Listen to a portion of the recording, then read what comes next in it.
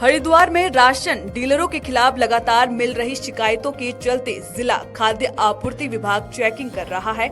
इसी क्रम में कुछ राशन डीलरों के खिलाफ कार्रवाई भी की जा रही है। कार्रवाई से तिल मिलाकर राशन डीलरों ने खाद्य आपूर्ति विभाग में भ्रष्टाचार के आरोप लगाए हैं। हरिद्वार प्रेस क्लब में प्रेस कॉन्फ्रेंस करते हुए राशन डीलर ने डीएसओ और एआरओ पर भुगतान किए जाने की एवज में कमीशन लेने का गंभीर आरोप लगाया। वहीं जिला खाद्य आपूर्ति अधिकारी तेजबल सिंह ने सभी आरोपों को निराधार बताते हुए कहा कि कुछ राशन डीलरों के द्वारा अनियमितता किए जाने की राशन उपभोक्ता शिकायत कर रहे थे, जिसके बाद उनकी जांच की जा रही थी। जांच के बाद उन्हें नोटिस दिया गया है, जिसके बचाव में राशन डीलर अनर्गल आरोप लगा रहे हैं। इस मामले में भी जाँच की जा रही है। सभी के विरुद्ध नियमों के मुताबिक कार्रवाई की जाएगी।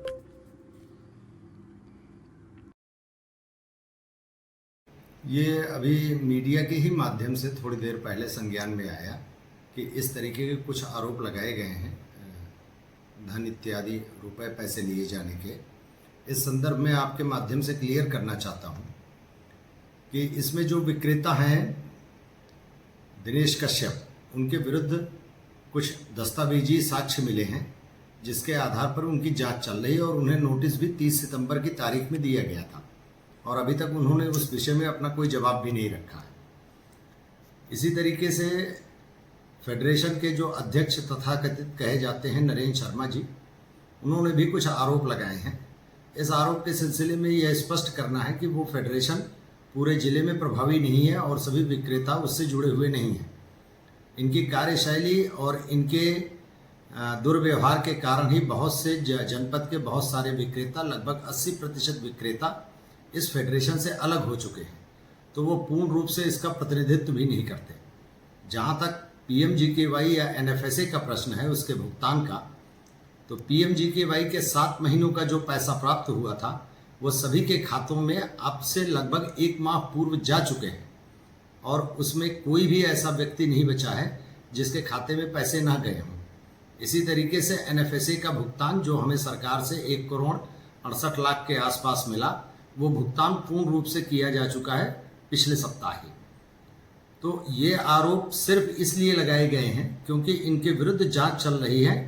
ये एसएफवाई का अनाज कम बांटते रहे हैं और बैलेंस जितनी अमाउंट बननी चाहिए उसको कभी नहीं शो किया। इसके दस्तावेजी साक्ष्य प्राप्त हुए हैं जिस पर कार्रवाई चल रही है।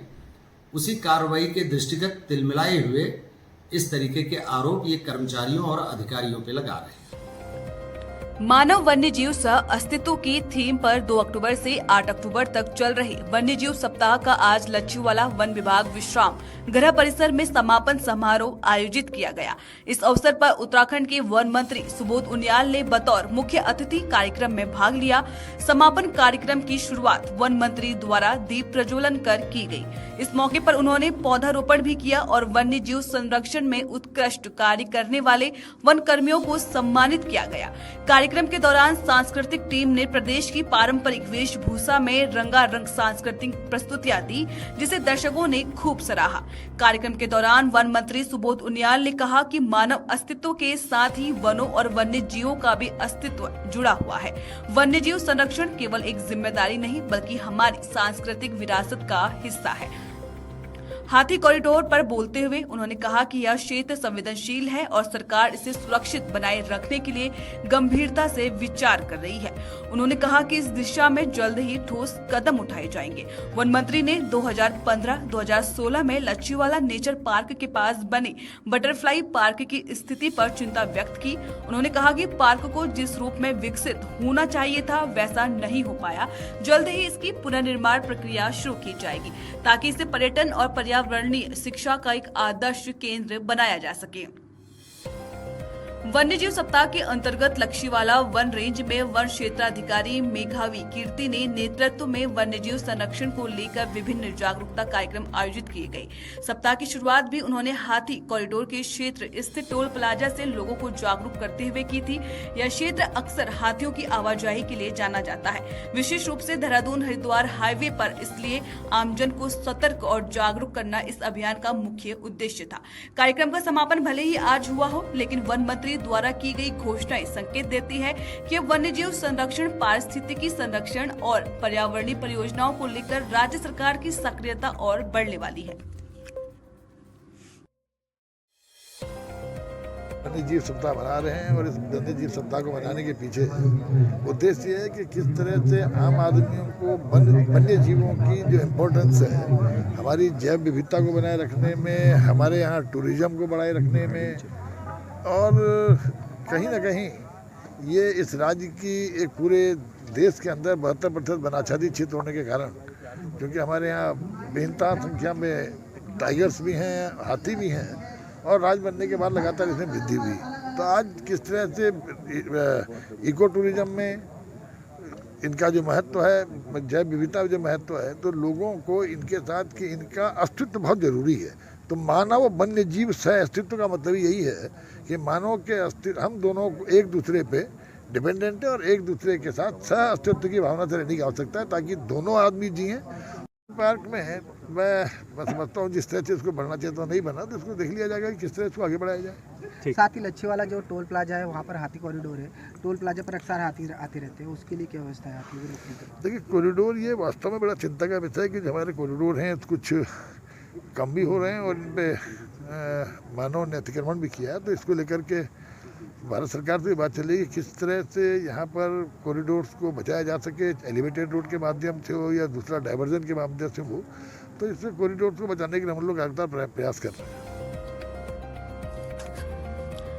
बीते सोमवार से केदारनाथ धाम में भारी बर्फबारी हो रही है। वहीं केदारनाथ पहुंच रहे श्रद्धालु बर्फबारी का लुत्फ उठाते नजर आ रहे हैं। वहीं ऐसे श्रद्धालु जिनके द्वारा कभी उनकी आंखों के सामने बर्फ को गिरते नहीं देखा है, वे अत्यंत प्रसन्न होकर बर्फबारी का आनंद ले रहे हैं। लगातार हो रही बर्फबारी के बीच पुलिस द्वारा मंदिर दर्शन हेतु पहुंच रहे श्रद्धालुओं को सुगम तरीके से दर्शन कराए जा रहे हैं। मंदिर दर्शनों के उपरांत श्रद्धालुओं द्वारा पुलिस प्रशासन द्वारा किए गए सहयोग का आभार प्रकट किया गया है।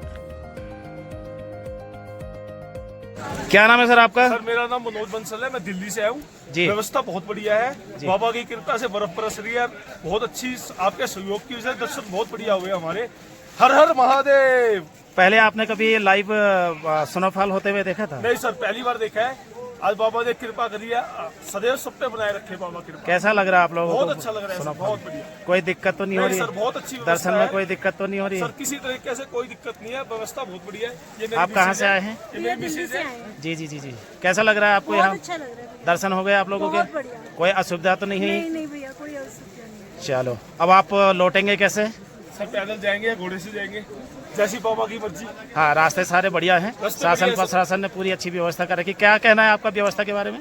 बहुत बढ़िया है भैया, कोई ठीक, दिक्कत नहीं। धन्यवाद।